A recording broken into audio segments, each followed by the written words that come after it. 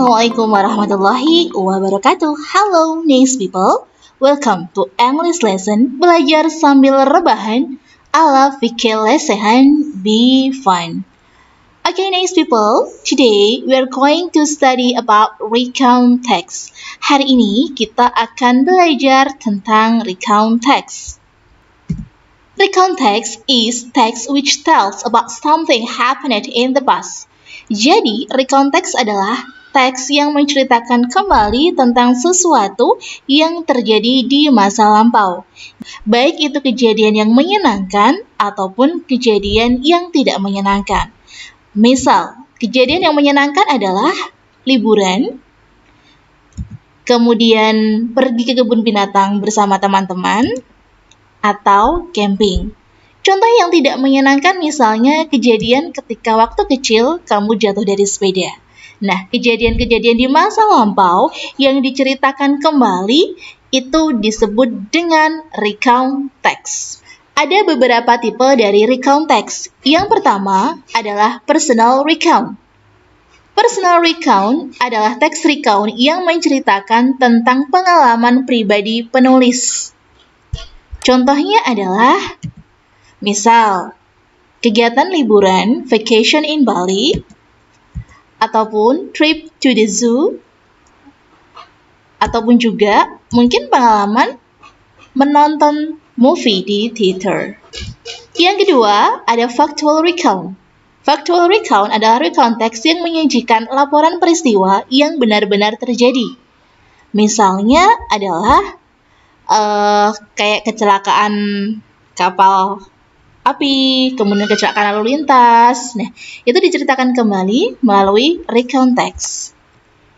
Yang ketiga, ada biographical recount. Jadi, teks recount yang menceritakan kisah hidup seseorang dalam bentuk biografi. Contohnya adalah misalnya biografinya dari Ki Hajar Dewantoro. Misalnya biografi dari Ibnu Sina.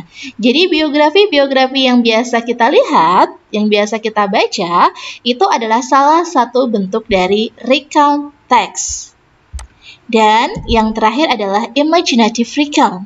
Jadi imaginative recount adalah teks recount yang menyajikan cerita imajinatif berdasarkan kejadian yang telah terjadi. Misalnya, kamu mimpi dan kamu menceritakan mimpimu itu. Nah, itu namanya adalah imaginative recount. Berikutnya adalah purpose atau tujuan dari penulisan dari recount text. Ketika di dalam soal ada pertanyaan, why is the text written? Atau the text is written for? Ataupun what is the purpose? What is the social function? And what is the writer's intention? Jadi ketika ada soal di teks, menceritakan tentang the text is written for, kemudian ada kata-kata purpose di sini, and then social function, dan juga intention, ini adalah kata-kata kuncinya, berarti teks soal di sini itu menanyakan tentang purpose atau tujuannya. Nah, the purpose of recount text yang pertama adalah to share unique or unusual experience, atau untuk mengeser pengalaman yang unik. Yang kedua, to retell something unforgettable, untuk menceritakan kembali, retell past event, untuk menceritakan kembali kejadian di masa lampau. Yang ketiga, to give information about an incident, jadi untuk memberikan informasi tentang suatu kejadian tertentu. Dan yang keempat, to make the readers learn something, untuk membuat pembaca belajar sesuatu. Nah, kata-kata yang saya tulis dengan huruf hitam, warna hitam, ini adalah kata kuncinya. Jadi kalau misalnya ada pertanyaan ini, maka jawabannya tinggal milih salah satu. Apakah share experience, ataukah retell, ataukah give information about an incident, ataukah to make the reader learn something. Berikutnya, the generic structure of recount text. Yang pertama, ada orientation. Orientation adalah pengenalan informasi tentang siapa, di mana, dan kapan itu peristiwa terjadi. Contohnya adalah Ini ada gambar seperti liburan begitu. Ini contoh liburan holiday in Jeju. Ini adalah orientation. Last month, Saripudin and his friends spent their holiday in Jeju Island. Nah, karena ada last month artinya kapan waktu itu terjadi dan siapa sih yang pergi liburan, Saripudin and his friend. Mereka ngapain? Liburan in Jeju Island, di mana tempatnya yaitu di Jeju. Ada kapan, kemudian ada siapa, dan juga ada di mana. Ini di paragraf pertama, maka ini adalah orientation-nya. Yang kedua, ada events. Events adalah rangkaian peristiwa yang ada di dalam cerita. Jadi kegiatan apa saja yang dilakukan oleh si partisipan tersebut. Misal, holiday in Jeju kegiatannya apa aja? Pertama, mereka makan-makan. Kemudian main kapal-kapalan, bikin kapal-kapalan, gambar, melukis misalnya. Kemudian juga dia juga main kino. Jadi kegiatan-kegiatannya yang dilakukan di sini seperti makan siang bersama, bermain, kemudian melukis, kemudian bermain kano, itu adalah urutan-urutan kegiatan yang mereka lakukan. Nah, urutan-urutan kegiatan yang mereka lakukan ini disebut dengan events. Berikutnya adalah reorientation.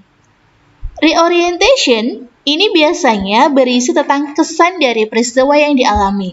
Jadi kalau sudah ada tentang orientation, di mana kamu pergi, kemudian sama siapa, kapan, kemudian kegiatannya apa aja, dan yang terakhir ditutup dengan reorientation atau kesan setelah kamu ngelakuin kegiatan tersebut. Nah, biasanya reorientation yang berisi kesan misalnya kayak perasaan bahagia, they are very happy, itu sudah cukup. Nah, orientation ini juga biasanya bersifat opsional, kadang ada, kadang juga tidak ada. Berikutnya, kita ke language features atau tata bahasanya.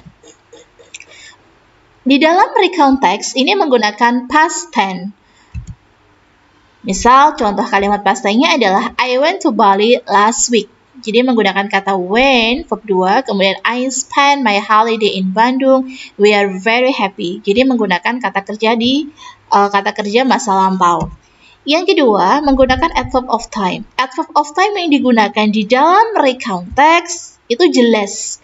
Seperti last week, 2 years ago, 5 months ago, kemudian dan lain sebagainya gitu. Jadi jelas gitu kan. Yang ketiga, menggunakan action verb. Action verb adalah kata kerja. Misalnya kayak played, worked, kemudian bought, dan lain sebagainya. Ada conjunction. Conjunction ini kata penghubung, misalnya after that. Biasanya kan kalau misalnya kita ngelakuin sebuah kegiatan, itu setelah ini, after that setelah itu, kemudian next berikutnya. Itu adalah language features dari recount text. Berikutnya, kita akan mencoba untuk menganalisis tentang language features-nya dan juga generic structure-nya dari recount text. Nah, ini merupakan teks recount text karena dia diawali dengan yesterday. Yesterday itu jelas adverb of time-nya. Kemudian my family and I, ini adalah partisipannya, siapa sih orangnya, kemana. The zoo ini adalah adverb of place-nya. Ada got, kemudian when, by, when, so, when lagi, dan masih banyak lagi yang saya kasih warna abu-abu. Nah, yang saya kasih warna abu-abu ini adalah bentuk dari action verb. Ya, action verb atau kata kerja. Dan semua kalimat di sini ini menggunakan bentuk past tense. Ada kata when, after, before, during. Nah, when, after, before, during ini adalah conjunction. Yesterday, my family and I went to the zoo to see the elephant.